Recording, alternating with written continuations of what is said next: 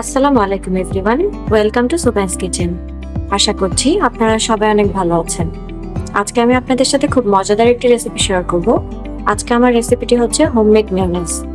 Mayonnaise ছাড়া কিন্তু অনেক খাবার একেবারেই চলে না, আর বাচ্চাদের তো এটা খুবই পছন্দের একটা খাবার। তাই বাজারের মেয়োনিজ কিনা বন্ধ করে আপনি চাইলে বাসাতেই খুব হেলদি ওয়েতে এই মজাদার মেয়োনিজটা বানিয়ে নিতে পারেন।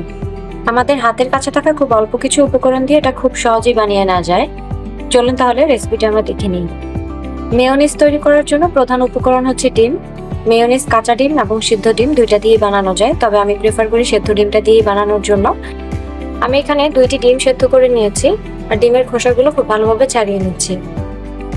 আপনারা আপনাদের প্রয়োজনীয় কোয়ান্টিটি অনুযায়ী ডিম অ্যাড করবেন।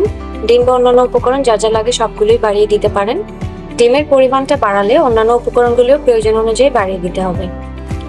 এবার এখানে আমি 1/3 কাপ পরিমাণ পানি অ্যাড করে নিচ্ছি। মেয়োনিজ তৈরিতে কিন্তু খুব বেশি পানির প্রয়োজন হয় না। এবার এখানে আমি তেল অ্যাড করে নিব। আমি সয়াবিন তেল অ্যাড করেছি 1/2 কাপ পরিমাণ। আপনারা চাইলে অলিভ অয়েল কিংবা সানফ্লাওয়ার অয়েল ইউজ করতে পারেন। সরিষার তেল বাদে যে কোনো ভোজ্য তেলই আপনি এখানে ইউজ করতে পারবেন। এবার এখানে আমি স্বাদমতো লবণ অ্যাড করে নিচ্ছি। আমি এখানে 1 চা চামচ পরিমাণ লবণ অ্যাড করেছি। আপনারা আপনাদের প্রয়োজন অনুযায়ী বুঝে লবণটা অ্যাড করবেন। চিনি অ্যাড করে নিয়েছি 2 চা চামচ পরিমাণ। এবার আমি গুঁড়া দুধ দিয়ে দিব। গুঁড়া দুধ আমি এখানে ইউজ করেছি 4 চা চামচ পরিমাণ। গুঁড়া দুধটা দিলে কিন্তু ফ্লেভারটা খুব ভালো আসে, তাই এটা অবশ্যই দেওয়ার চেষ্টা করবেন।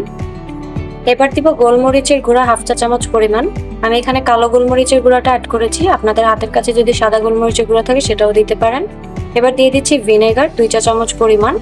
আপনারা ভিনেগারের পরিবর্তে এখানে চাইলে লেবুর রসটাও ইউজ করতে পারেন। মেয়োনিজ তৈরির জন্য যা যা ইনগ্রেডিয়েন্ট লাগে আমি এখানে সবকিছু দিয়ে নিয়েছি। এবার আমি সবগুলো ইনগ্রেডিয়েন্ট ভালোভাবে ব্লেন্ড করে নিব।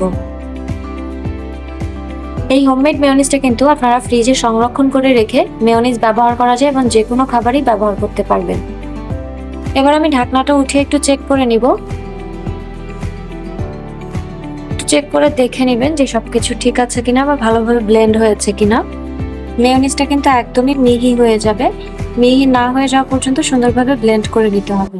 আমি এটাকে আরো একবার একটু ব্লেন্ড করে নিব। আবারও ঢাকনা দিয়ে দিচ্ছি। 1 মিনিট মতো আরো ব্লেন্ড করে নিচ্ছি। আমার ব্লেন্ড করা হয়ে গেছে। ঢাকনাটা উঠিয়ে আমি আপনাদেরকে দেখিয়ে দিচ্ছি এটা কেমন হয়েছে। মেয়োনিজটা একদমই ক্রিমি আর একদম সফট হবে। এই যে দেখুন, দেখতেই পাচ্ছেন এটার কনসিস্টেন্সিটা কিন্তু ঠিক এরকম হবে।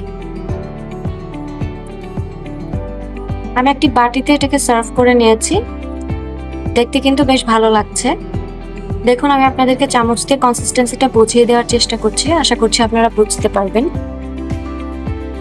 এটার ঘনত্বটা কিন্তু এর থেকে বেশি বা কম হলে একদমই ভালো লাগবে না বা পারফেকশনটা আসবে না। তাই চেষ্টা করবেন উপকরণগুলো সঠিক পরিমাণে ব্যবহার করার, তাহলে কিন্তু আপনি পারফেক্ট মেয়োনিজ বাসায় তৈরি করে নিতে পারবেন। আর হোমমেড এই মেয়োনিজটা আপনি ফ্রিজে সংরক্ষণ করে রাখতে পারবেন। তবে সংরক্ষণ করার ক্ষেত্রে সবচেয়ে ভালো হয় যদি আপনি কোনো কাচের জারে সংরক্ষণ করতে পারেন। জারে রেখে নর্মাল ফ্রিজে আপনারা এটাকে 1 সপ্তাহ পর্যন্ত ব্যবহার করতে পারবেন। যেহেতু এটা কেমিক্যাল ফ্রি হোমমেড রেসিপি, তাই চেষ্টা করবেন 1 সপ্তাহের মধ্যে শেষ করে ফেলেন। আমার আজকের রেসিপিটি আপনাদের কাছে কেমন লেগেছে অবশ্যই কমেন্ট বক্সে জানাবেন। আর আমার চ্যানেলটি সাবস্ক্রাইব করে পাশে থাকা বেল আইকনটি প্রেস করে দিবেন। দেখা হবে আবারও নতুন কোনো রেসিপি নিয়ে। আল্লাহ হাফেজ।